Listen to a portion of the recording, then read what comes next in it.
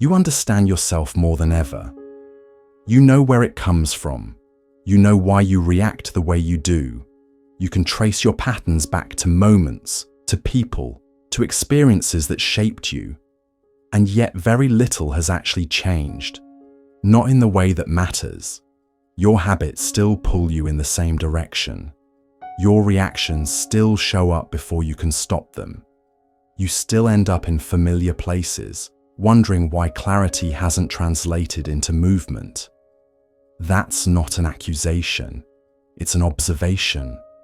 Because for a lot of people, awareness has become the final destination when it was only ever meant to be the beginning. We've been told that understanding is healing, that insight equals progress, that if you can explain yourself well enough, something inside you will finally loosen. And in some ways, that's true. Awareness does feel relieving. It gives language to confusion. It replaces chaos with narrative. It turns pain into something you can hold at arm's length and examine. But here's the quiet problem no one really names. Awareness feels like movement without requiring you to move. You can spend hours thinking about yourself, analyzing your triggers, watching your patterns repeat in real time. And emotionally, it feels productive because your nervous system registers understanding as safety. It feels like control, like you're finally on top of things. So the mind settles, not because anything changed, but because nothing was threatened. Reflection becomes a loop. Insight replaces action. And observation quietly takes the place of participation. You don't feel stuck because you lack intelligence or discipline. You feel stuck because your system has learned that thinking about change provides relief without the risk of real change. And the most convincing part, from the inside, it still feels like growth.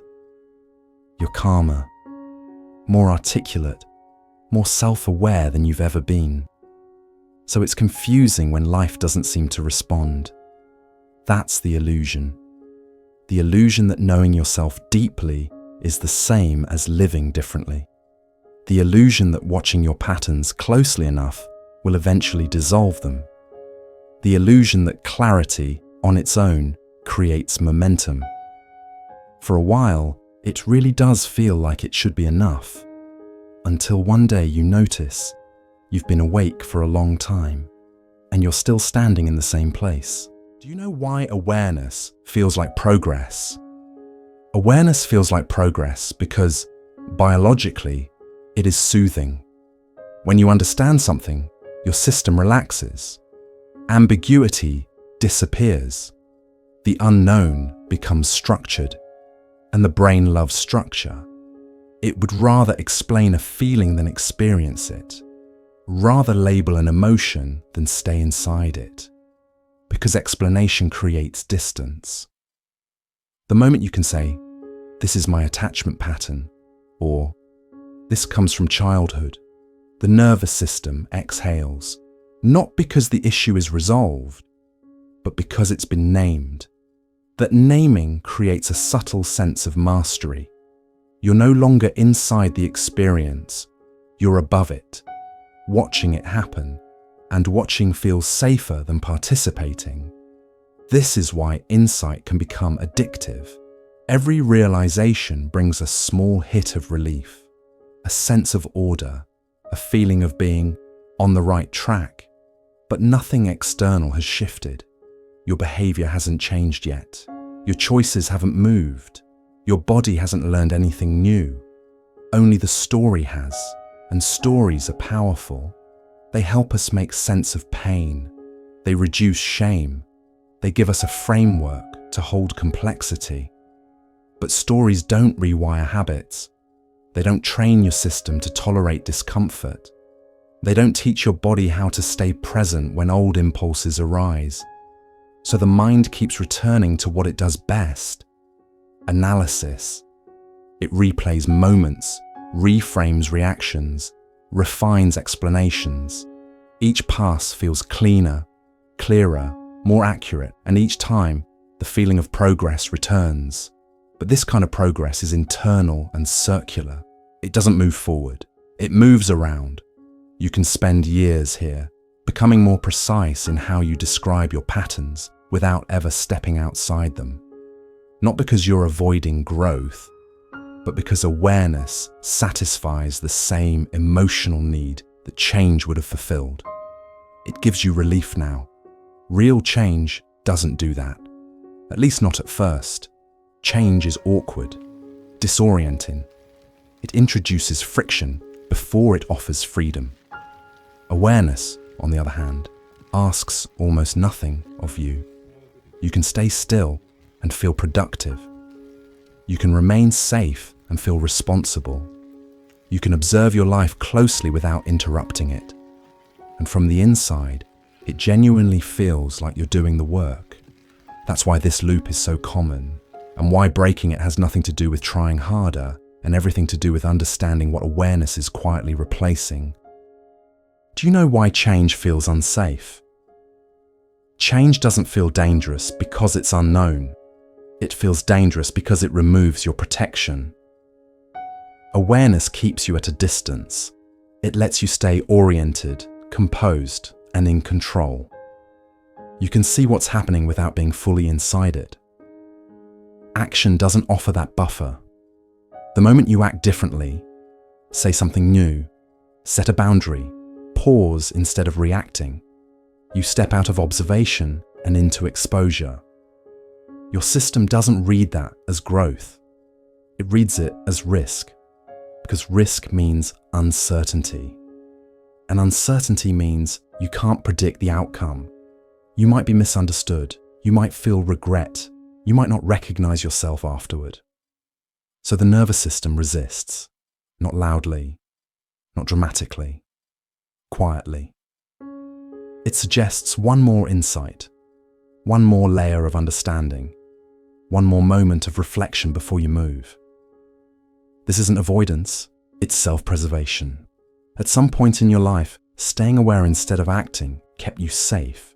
Maybe acting led to conflict, or rejection, or consequences you weren't ready to handle. So your system learned something important. Observation is survivable. Participation is not guaranteed to be. That learning doesn't disappear just because you're older or more informed now. So, when real change approaches, not theoretical change, but embodied change, your body tightens. Not because you're incapable, but because you're stepping outside what once kept you intact. This is why insight alone feels comfortable. It doesn't threaten your identity. It doesn't disrupt your relationships. It doesn't force you to renegotiate who you are in the world. You can understand yourself deeply and remain familiar. Change doesn't allow that. Change alters how you move through conversations, how you tolerate discomfort, how you respond when old patterns are activated. It destabilizes the version of you that others expect and the version you've learned to manage. That's a lot to ask of a system designed to prioritize safety.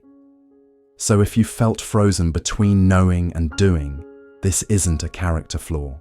It's your nervous system choosing predictability over possibility. And once you see that, the question shifts. Not, what's wrong with me that I won't change? But, what am I protecting by staying aware instead of engaged? Awareness isn't the problem. It was never wasted time. It wasn't a mistake. It did what it was meant to do. It helped you see. It helped you name what was once confusing.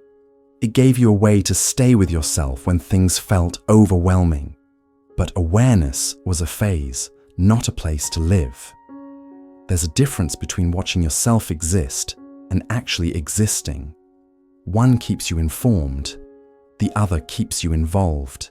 And involvement feels different. It's less elegant, less controlled.